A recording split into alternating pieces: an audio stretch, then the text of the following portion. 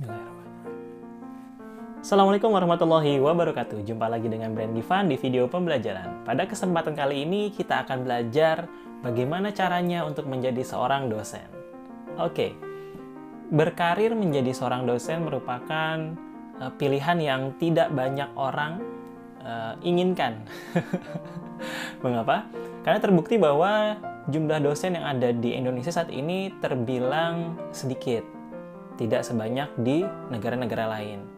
Itulah mengapa saya katakan di awal tadi, menjadi seorang dosen nampaknya bukan menjadi pilihan favorit bagi kalangan orang masa kini gitu kan ya. Namun pasti saya yakin setiap tahun ada aja orang yang mau jadi dosen. Nah, untuk kamu yang saat ini sedang bimbang mau jadi dosen atau mau jadi profesional aja ya di luar, misalkan di kantor gitu kan ya, profesional di kantor, atau misalkan kamu mau jadi pengusaha gitu kan. Nah, saya akan memberikan gambaran bagaimana caranya menjadi seorang dosen. Oke, pertama, dosen itu apa sih? Dosen itu menurut undang-undang adalah pendidik profesional dan ilmuwan dengan tugas utama mentransformasikan, mengembangkan, dan menyebarluaskan ilmu pengetahuan, baik itu teknologi, seni, budaya, melalui pendidikan, penelitian, dan pengabdian kepada masyarakat. Itu adalah garis besar dari definisi dosen, berbeda dengan guru ya. Kualifikasi menjadi seorang dosen, jika kamu memiliki pendidikan minimal S2 atau magister, pria wanita boleh, usia 25 tahun sampai 65 tahun atau hingga 70 tahun, kamu berhak menjadi dosen. Seperti itu. Nah, kalau misalkan S2, magister, background-nya apa? Misalnya kamu background S2-nya adalah manajemen, ya berarti kamu cocok menjadi dosen di manajemen. Mengajar mahasiswa manajemen. Itu kualifikasinya. Dan jangan lupa, menjadi seorang dosen harus memiliki, passion untuk mengajar. Berbagi. Karena menurut definisinya tadi adalah orang yang suka menyebarluaskan ilmu pengetahuan, gitu kan ya? Iya dong. Kewajiban dosen apa saja? Jika kamu ingin menjadi dosen, maka kamu harus melaksanakan pendidikan, ya harus kuliah ya, atau mengajar. Pendidikan itu kategori kamu harus kuliah minimal S2, kalau bisa lanjut ke S3, dan juga kamu harus mengajar, itu namanya pendidikan. Kedua, kamu harus melaksanakan penelitian. Penelitian ini membuat artikel ilmiah, bikin jurnal gitu kan ya. Kemudian kamu meneliti, ini penelitian. Dan ketiga, pengabdian kepada masyarakat. Kamu harus melaksanakan pengabdian kepada masyarakat. Jadi, ilmu yang kamu miliki tidak hanya dibagikan kepada peserta didik atau mahasiswa, dibagikan juga ke masyarakat melalui seminar umum atau sosialisasi. Minimal 1 semester 1 kali lah. Jadi hitungannya dalam 1 semester itu atau 6 bulan, dosen itu wajib mengajar, wajib meneliti, membuat karya ilmiah, dan juga wajib mengabdi kepada masyarakat. Simpel ya? Itu enaknya jadi dosen. Nah, jika kita ingin memilih sebuah profesi, ya kita harus juga menilai atau menimbang berapa take home pay yang kita dapat, berapa take home pay yang kita dapat atau gaji yang kita peroleh selama 1 bulan. Gitu kan ya? Atau 1 semester, atau setahun. Kira-kira mencukupi nggak ya jadi seorang dosen dengan kebutuhan kita saat ini?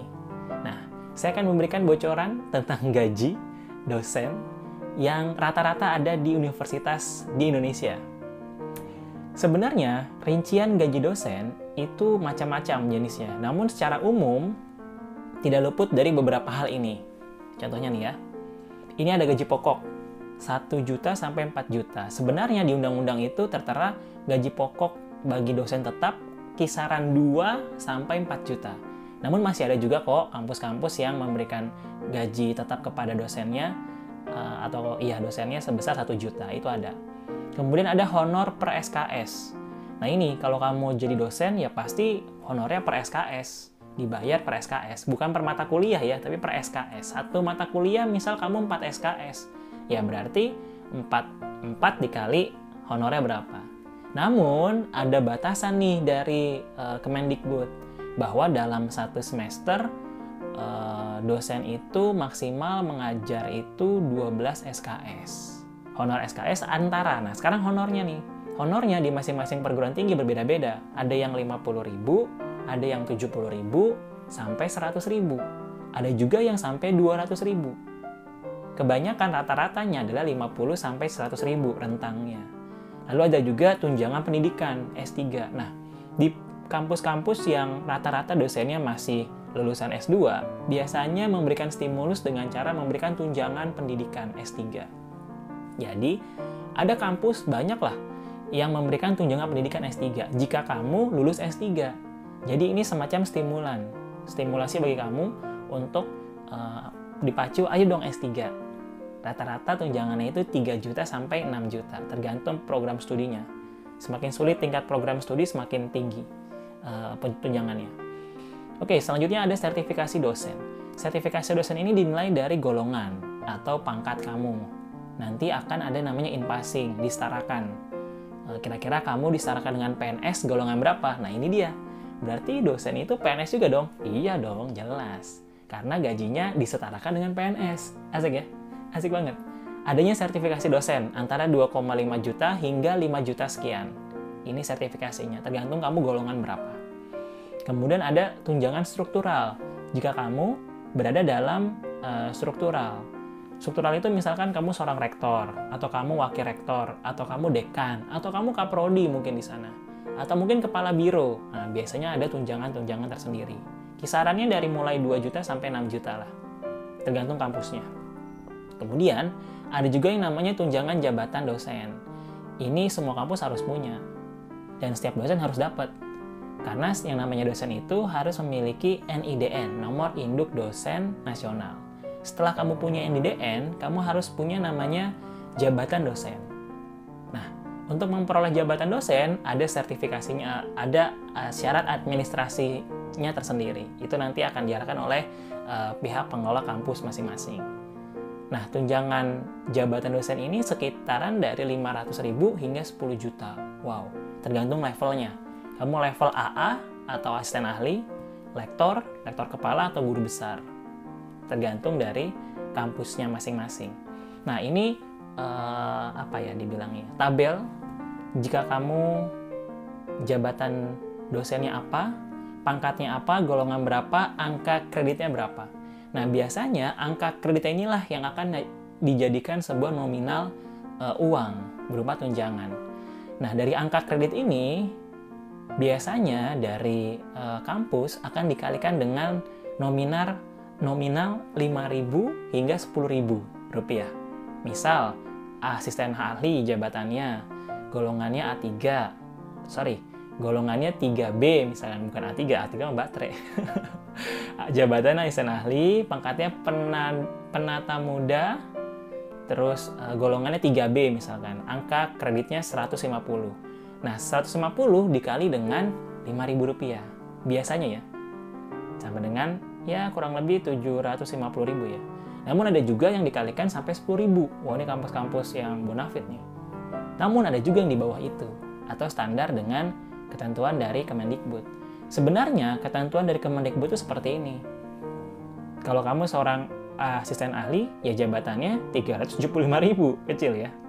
Nah, namun di kampus-kampus swasta itu atau negeri juga biasanya dinaikkan lah. Karena kalau segini rasanya sih kasihan banget ya jadi dosen. Tunjangannya cuma 375.000 untuk asisten ahli. Nah, jadi biasanya tuh kampus-kampus memberikan di atas itu dengan cara mengalihkan angka kredit dengan nominal antara 5.000 sampai 10.000. Tinggal dilihat aja kamu ini jabatan dosennya sebagai asisten ahli, atau lektor kepala, atau profesor. Tinggal lihat angka kreditnya dikalikan dengan jumlah nominal yang di kampus tersebut berlakukan. Oke ya. Nah, biasanya juga jadi dosen itu punya tambahan-tambahan penghasilan. Contoh seperti ini. Ada hibah penelitian dosen pemula. Ini nominalnya ini dari Kemendikbud ya. Antara 10 juta sampai 20 juta sekali meneliti. Mantap kan? Mantap. Ada juga hibah penelitian dosen lanjutan. Ini nominalnya dari 20 sampai 100 juta. Tergantung kamu pengajuannya berapa. Kalau kamu mengajukan 100 juta, ya ntar dikasih sama pemerintah 100 juta. Untuk apa? Meneliti. Kemudian ada namanya hibah penelitian yayasan. Ini biasanya di swasta ya, di kampus swasta. 1 juta sampai 5 juta. Jadi setiap semester kamu meneliti nih menggunakan dana dari yayasan. Biasanya dihargai antara 1 juta sampai 5 juta penelitian kamu.